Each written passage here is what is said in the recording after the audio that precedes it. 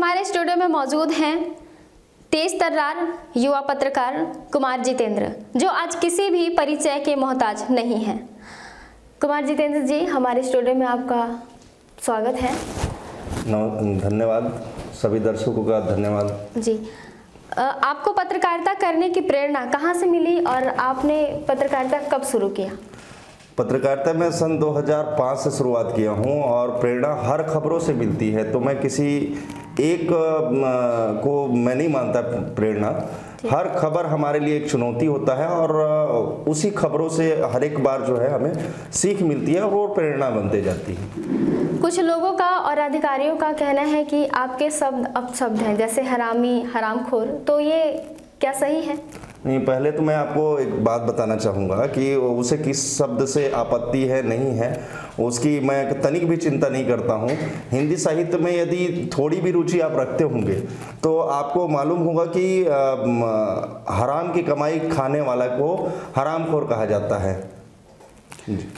प्रदेश में आपकी छवि एक बेबाक पत्रकार की तरह हो गई है, लेकिन कोई ऐसी खबर ऐसे जो संबंधित घटना जो आपके जीवन का मोड ही चेंज हो गया हो?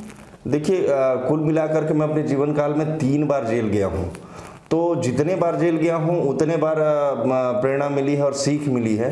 अंतिम बार अगर जेल के मैं अगर जिक्र करूँ तो जिस संस्था में या मैं पत्रकारिता करता हूँ तो उसे एंटी पुलिसिंग का दर्जा दिया गया था और पुलिस परिवार की मांगों को ही लेकर के मैं डटा रहा। तभी जाकर के जो है वो खबरें जो है उससे पूरे पुलिस प्रशासन डर गए, यहाँ तक कि पूरा प्रदेश उस खबरों से जो है सहमा हुआ सा नजर आया। तो इस कारण से जो है प्रदेश के मुखिया या पुलिस मुखिया बोल लिया जाए या वहाँ के मुखिया ने ये बोला कि इसे जेल भेज दो। तो कहीं ना कहीं हर खबर से हमको प्रेरणा मिलती है। जब आपको पुलिस गिरफ्तार कर रही थी तो उसके बाद आपके फैमिली का, आपके परिवार वाले क्या महसूस कर रहे होंगे?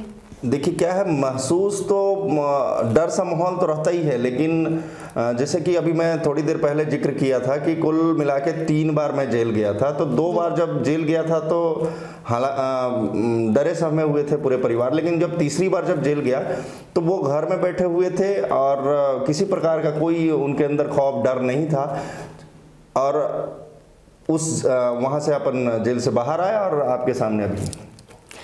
आपके दाढ़ी रखने के पीछे क्या राज है और क्या उद्देश्य है? नहीं, ये देखिए, ये तो पर्सनल बातें आप करना है। पर्सनल बातों के लिए मैं जो है सार्वजनिक मंच नहीं साझा कर सकता हूँ। हाँ, ये है कि हम जिद्दी हैं, हटी हैं, किसी बात को लेकर के अड़े हुए हैं। अगर वो चीज़ पूरा होगा तो हम उस तरह लगाएंगे उसमें बेशक।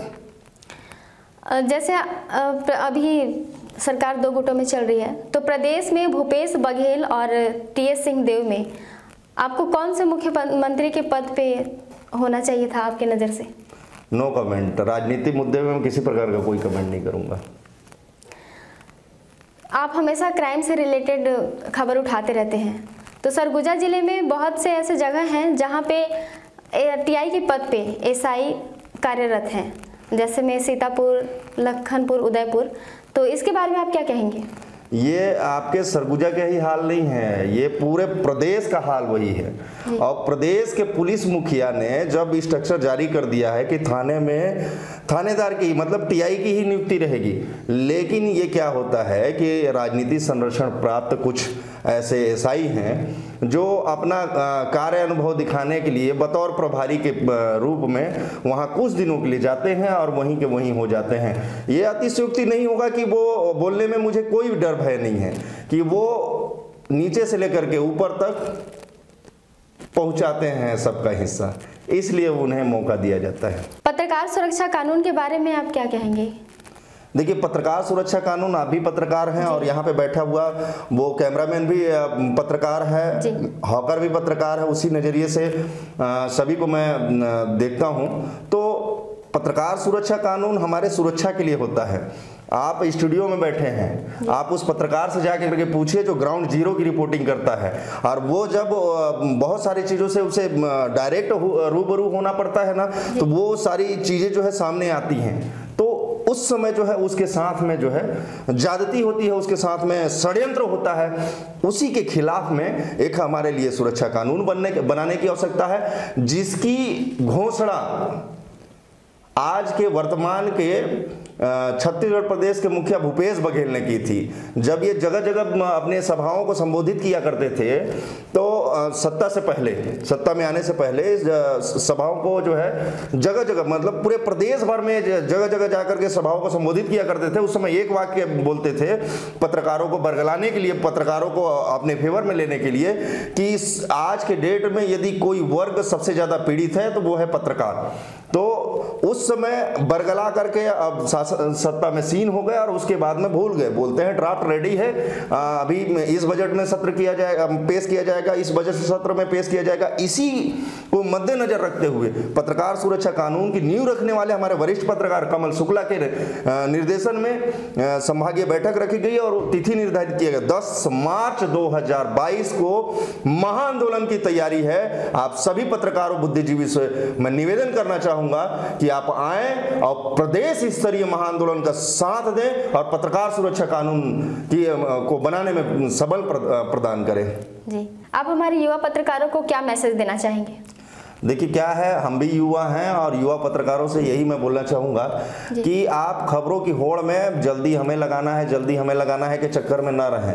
कभी भी कोई भी खबर आप लाते हैं तो उसे पूरी तरह से तस्दीक कर लें और तस्दीक करने के बाद में उसमें थोड़ी बहुत जानकारी इकट्ठा करें।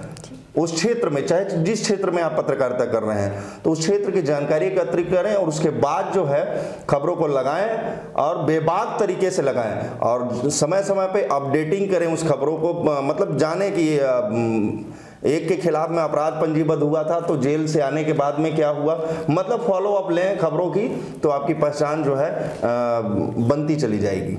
जितेंद्र जी, आपका बहुत बहुत धन्यवाद हमारे स्टूडियो में आए और थोड़ा टाइम निकालें। जी।